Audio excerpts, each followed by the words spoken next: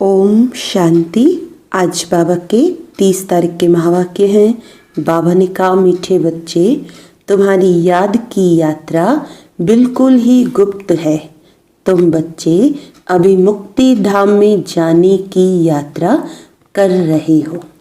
जिस्मानी यात्राएं तो दिखती हैं, लेकिन हमारी ये याद की यात्रा, मुक्ति धाम में जाने की यात्रा बिल्कुल गुप्त है।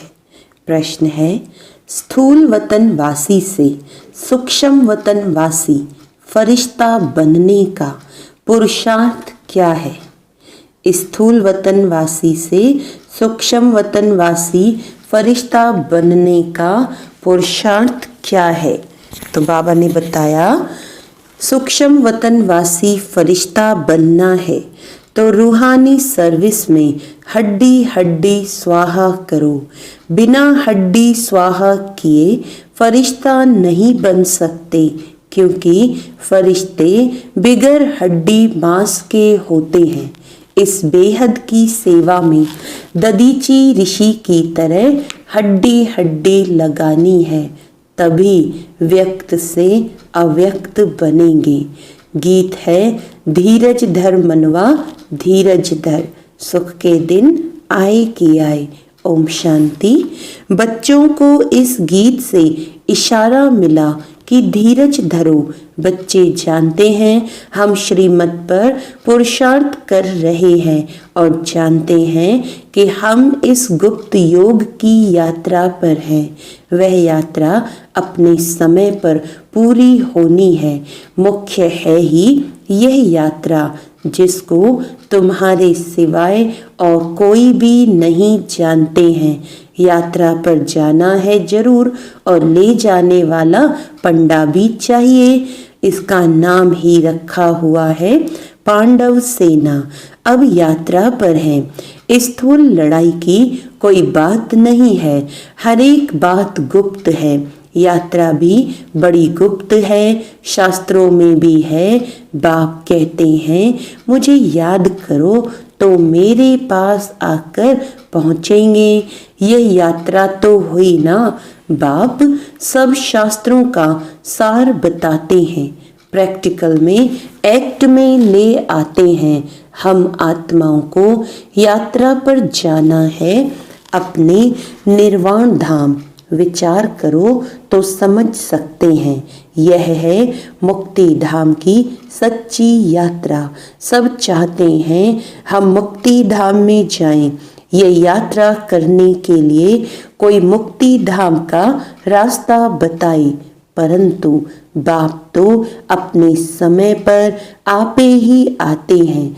जिस समय को कोई नहीं जानते हैं, बाप आकर समझाते हैं तो बच्चों को निश्चय होता है, बरोबर ये सच्ची यात्रा है जो गाई हुई है। भगवान ने ये यात्रा सिखाई थी। मन मना भव मध्याजी भव। ये अक्षर भी तुम्हारे काम के बहुत है। सिर्फ किसने कहा ये भूल कर दी है? कहते हैं देह सहित देह के संबंधों को भूल जाओ। इनको यानी ब्रह्मा बाबा को भी देह है, इनको भी समझाने वाला दूसरा है, जिसको अपनी देह नहीं है। वह बाप है विचित्र, उनको कोई चित्र नहीं है। और तो सबके चित्र हैं। सारी दुनिया चित्रशाला है। विचित्र और चित्र अर्थात जीव और आत्मा का यह मनुष्य स्वरूप बना हुआ है। तो वह बाप है विचित्र। समझाते हैं, मुझे इस चित्र का आधार लेना पड़ता है। बरोबर शास्त्रों में है, भगवान ने कहा था, जबकि महाभारत लड़ाई भी लगी थी। राजयोग सिखाते थे, जरूर राजाई स्थापन हुई थी। अभी तो राजाई है नहीं। राजयोग भगवान ने सिखाया था नई दुनिया के लिए, क्योंकि विनाश सामने खड़ा था। समझाया जाता है ऐसा हुआ था जबकि स्वर्ग की स्थापना हुई थी। वह लक्ष्मी नारायण का राज्य स्थापन हुआ था, अभी तुम्हारी बुद्धि में है। सतयुग था, अभी कलयुग है। फिर बाप वही बातें समझाते हैं। ऐसा तो कोई कह ना सके कि मैं परम धाम से आया हूँ तुमको वापस ले जाने। परम पिता परमात्मा ही कह सकते हैं ब्रह्मा द्वारा, और किसके द्वारा भी कह नहीं सकते। सूक्ष्म वतन में है ही ब्रह्मा विष्णु शंकर। ब्रह्मा के लिए भी समझाया है कि वह है अव्यक्त ब्रह्मा और यह है व्यक्त। तुम अभी फरिश्ता बनते हो। फरिश्ते स्थूल वतन में नहीं होते।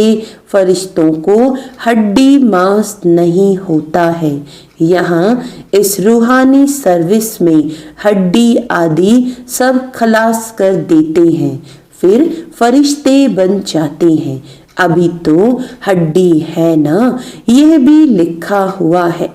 अपनी हड्डियां भी सर्विस में दे दी। गोया अपनी हड्डियां खलास करते हैं। स्थूल वतन से सूक्ष्म वतन वासी बनना है। यहाँ हम हड्डी देकर सूक्ष्म बन जाते हैं। इस सर्विस में सब स्वाहा करना है। याद में रहते रहते हम फरिश्ते बन जाएंगे। यह भी गाया हुआ है, मिरुआ मौत मलूक का शिकार।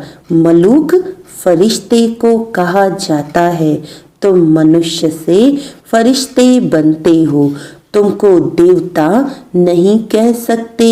यहाँ तो तुमको शरीर है ना। सूक्ष्म वतन का वर्णन अभी होता है। योग में रह फिर फरिश्ते बन जाते हो। पिछाड़ी में तुम फरिश्ते बन जाएंगे। तुमको सब साक्षात्कार होगा और खुशी होगी। मनुष्य तो सब काल का शिकार हो जाएंगे। तुम्हारे में जो महावीर हैं वह तो अडोल रहेंगे। बाकी क्या क्या होता रहेगा। विनाश की सेन तो होनी है ना। अर्जुन को विनाश का साक्षात्कार हुआ। एक अर्जुन की बात नहीं है। तुम बच्चों को विनाश और स्थापना का साक्षात्कार होता है। पहले पहले बाबा को भी विनाश का साक्षात्कार हुआ। उस समय ज्ञान तो कुछ था नहीं। देखा सृष्टि का विनाश हो रहा है। फिर चतुर्भुज का साक्षात्कार हुआ। समझने लगे यह तो अच्छा है। विनाश के बाद हम विश्व के मालिक बनते हैं तो खुशी आ गई। अभी यह दुनिया नहीं जानती कि विनाश तो अच्छा है ना। पीस के लिए प्रयत्न करते हैं, परंतु आखिरी विनाश तो होना है। याद करते हैं पतित पावन आओ, तो बाप आएंगे जरूर। आकर पावन दुनिया स्थापन करेंगे जिसमें हम राजाई करेंगे। यह तो अच्छा है ना। पतित पावन को क्यों याद करते हैं? क्योंकि दुख है। पावन दुनिया में देवताएं हैं, पतित दुनिया में तो देवताओं के पैर आ नहीं सकते। तो जरूर पतित दुनिया का विनाश होना चाहिए। गाया हुआ भी है महाविनाश हुआ। उसके बाद क्या होता है? एक धर्म की स्थापना। सो तो ऐसे होगी ना। यहाँ से राजयोग सीखेंगे, विनाश होगा। बाकी भारत में कौन बचेगा? जो राजयोग सीखते हैं, नॉलेज देते हैं, वही बचेंगे। विनाश तो सबका होना है, इसमें डरने की बात नहीं। पतित पावन को बुलाते हैं, जबकि वह आते हैं तो खुशी होनी चाहिए ना। बाप कहते हैं विकारों में मत जाओ, इन विकारों पर जीत पाओ। या दे दान तो छूटे ग्रहण। भारत का ग्रहण छूटता जरूर है। काले से गोरा बनना है। सतयुग में पवित्र देवताएं थे, यह जरूर यहाँ बने होंगे। तुम जानते हो हम श्रीमत से निर्विकारी बनते हैं। भगवानुवाच्य यह है गुप्त, श्रीमत पर चलकर तुम बादशाही पाते हो। बाप कहते हैं तुमको नर से नारायण बनना है, सेकंड में राजाई मिल सकती है। शुरू में बच्चियां 4-5 दिन भी वैकुंठ में जाकर रहती थी। शिव बाबा आकर बच्चों को वैकुंठ का भी साक्षात्कार कराते थे। देवताएं आते थे, कितना मान शान से, तो बच्चों को दिल अंदर लगता है बरोबर गुप्त वेश में आने वाला बाप हमको समझा रहे हैं। ब्रह्मा तन में आते हैं, ब्रह्मा का तन तो यहाँ चाहिए ना। प्रजापिता ब्रह्मा द्वारा स्थापना बाबा ने समझाया है। कोई भी आते हैं तो उनसे पूछो किसके पास आते हो? बीके के पास। अच्छा, ब्रह्मा का नाम कभी सुना है? प्रजापिता तो है ना, हम सब उनके आकर बने हैं, जरूर आगे भी बने थे। ब्रह्मा द्वारा स्थापना तो साथ में ब्राह्मण भी चाहिए। बाप ब्रह्मा द्वारा किसको समझाते हैं? शूद्रों को तो नहीं समझाएंगे। यह है ब्रह्मा मुख वंशावली ब्राह्मण। शिव बाबा ने ब्रह्मा द्वारा हमको अपना बनाया है। ब्रह्मा कुमार कुमारियां कितने ढेर हैं, कितने सेंटर्स हैं, सब में ब्रह्मा कुमारियां पढ़ाती हैं। यहाँ हमको दादे का वर्षा मिलता है।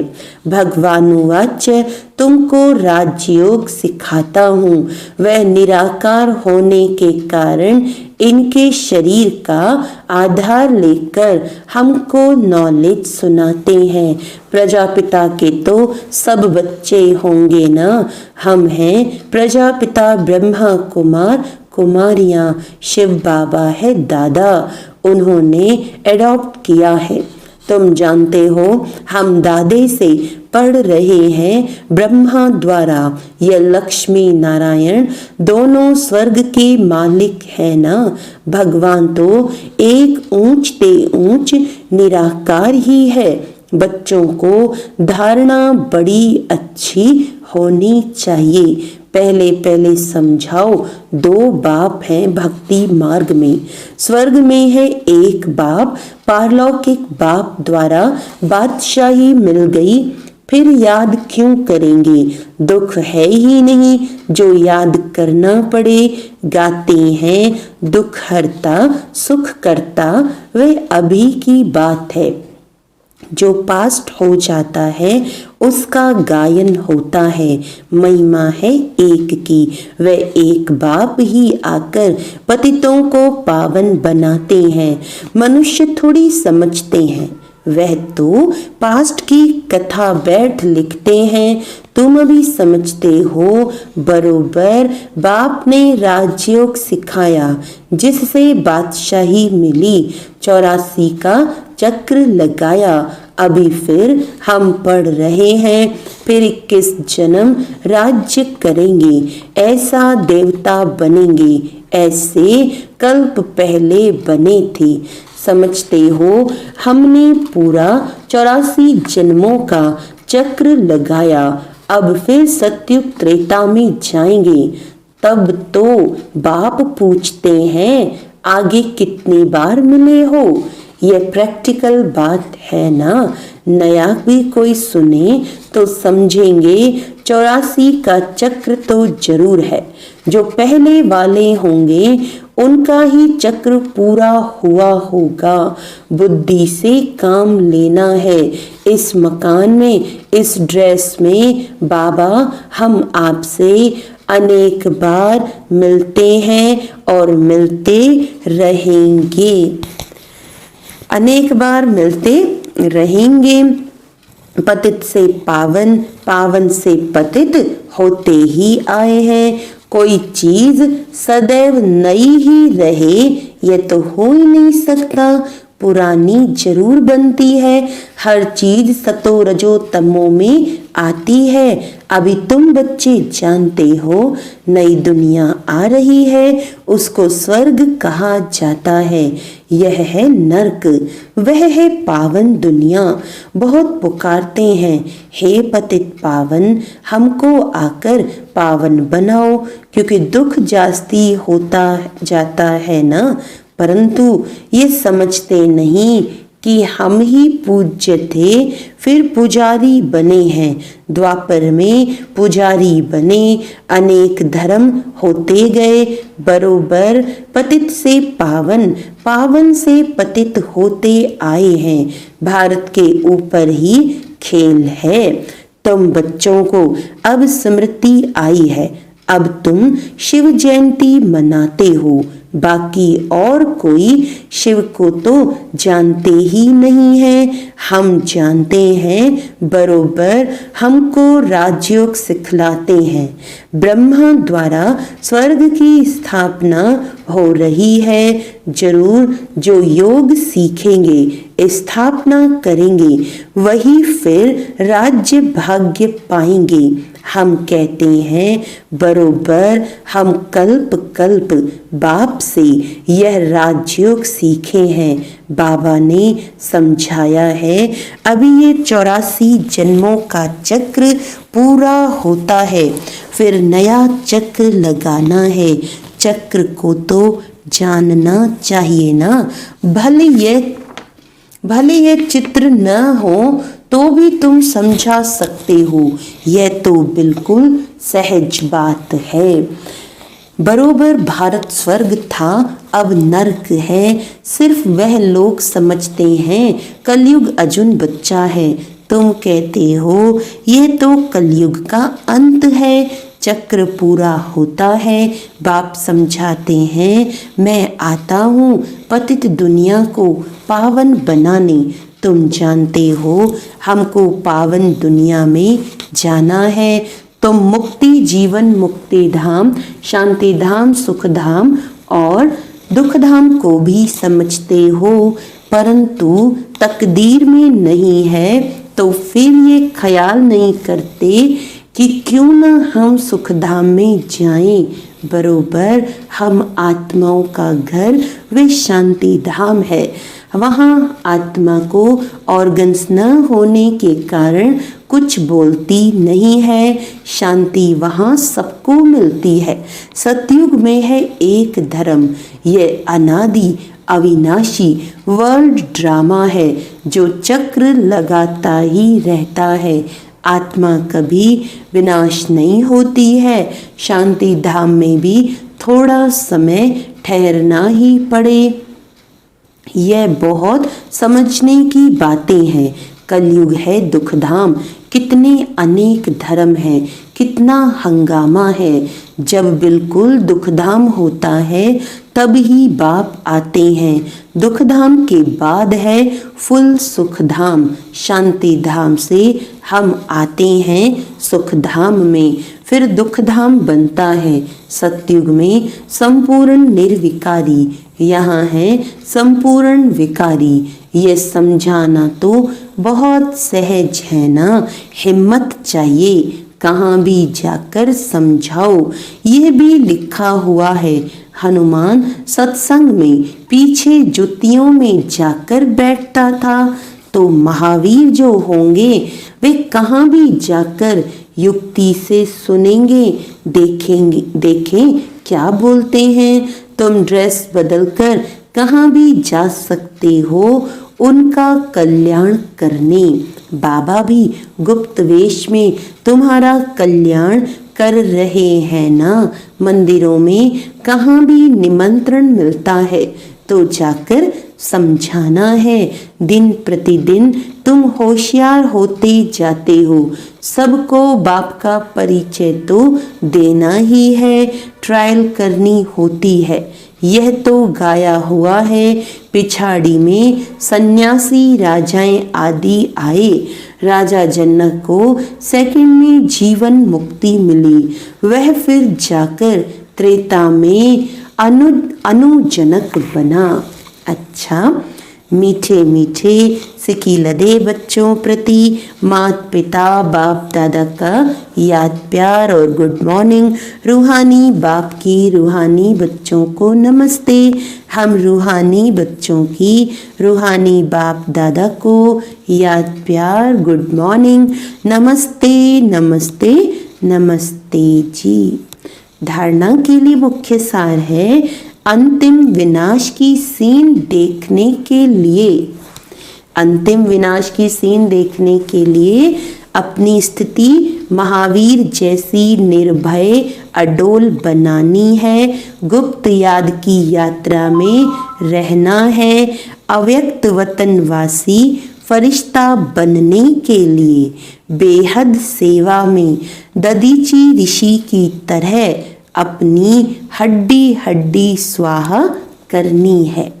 वरदान है एकांत और अंतर्मुखता के अभ्यास द्वारा। एकांत और अंतर्मुखता के अभ्यास द्वारा स्वयं को अनुभवों से संपन्न बनाने वाले माया जीत भव। नॉलेजफुल के साथ पावरफुल अर्थात अनुभवी मूर्त बनने के लिए एकांतवासी और अंतर्मुखी बनो। डगमग होने का कारण है अनुभव की कमी, इसीलिए सिर्फ समझने और समझाने वाले या मनन मूर्त नहीं बनो, एकांतवासी बन हर पॉइंट के अनुभवी बनो तो किसी भी प्रकार के धोखे से दुख या दुविधा से बच जाएंगे। किसका बच्चा हूँ, क्या प्राप्ति है, इस पहले पाठ का अनुभव कर लिया तो माया जीत सहज ही हो जाएंगे। स्लोगन है जिम्मेवारी संभालते हुए डबल लाइट रहने वाले ही। जिम्मेवारी संभालते हुए डबल लाइट रहने वाले ही बाप के समीप रतन है। जिम्मेवारियां संभालनी है लेकिन एकदम हल्का होकर, आत्मा की भी लाइट चमकती रहे और कोई बोझ भी नहीं, तब हम बाबा के समीप रतन कहलाएंगे। अच्छा, ओम शांति।